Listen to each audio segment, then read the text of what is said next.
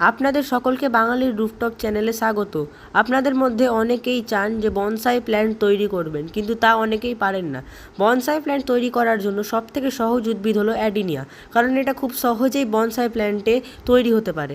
তো আজকে আমি আমার এই বনসাই প্ল্যান্টটি, যেটার বয়স প্রায় 1 বছর, সেটাকে ছোট জায়গা থেকে তুলে একটু বড় জায়গাতে ট্রান্সপ্ল্যান্ট করছি। প্রথমেই আমি একটি বড় দেখে মাটির টব নিয়ে তাতে একটা বড় দেখে ছিদ্র করে তার উপর টালির টুকরো দিয়ে দেব। তারপরে আমি তার উপর দেব কিছু নারকেলের ছিবড়ে এবং তার উপর আমি মাটি ঢেলে নেব। বড় ছিদ্র এবং নারকেলের ছিবড়ে দেওয়ার এটাই কারণ যে বনসাই প্ল্যান্ট তথা অ্যাডেনিয়ামের বেশি জল পছন্দ নয়, যাতে জলটা ড্রেনেজ হোলের মাধ্যমে সহজে বেরিয়ে যেতে পারে। তার জন্য আমাদেরকে আমাদের ড্রেনেজ সিস্টেমটা খুব ভালোভাবে তৈরি করতে হবে। আমি প্রথমে নারকেলের ছিবড়েগুলিকে তুলে সেগুলিকে ভালোভাবে চেপে দেব। তারপরে আমি আমার মেশানো মাটিটিকে দেব। এই মাটিটির মধ্যে রয়েছে প্রায় অর্ধেক বাগানের মাটি এবং অর্ধেক রয়েছে ভার্মিকম্পোস্ট। এটা দিয়ে আমি পাত্রটাকে পুরোপুরি ভরে নেব। মাটির মধ্যে যত বেশি পুষ্টি উপাদান থাকবে সেটা উদ্ভিদের বৃদ্ধিতে ততটাই সহায়তা করবে।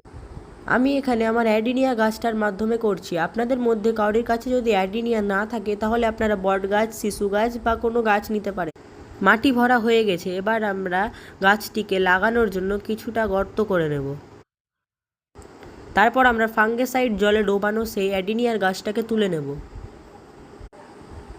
আপনারা সবুজ অংশটা দেখতে পাচ্ছেন, এই সবুজ অংশটার পর্যন্ত আগে লাগানো ছিল এবং নিচের যে অংশগুলো দেখতে পাচ্ছেন এগুলো আগে শিকড় ছিল, এগুলো এখন মোটা হয়ে গিয়েছে।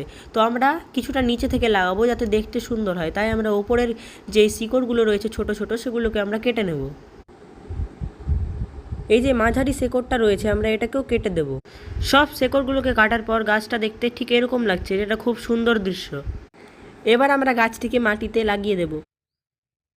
মাটিতে গাছটিকে ভালোভাবে লাগানোর পর পাশে আরও কিছুটা মাটি দিয়ে আমরা চেপে দেব।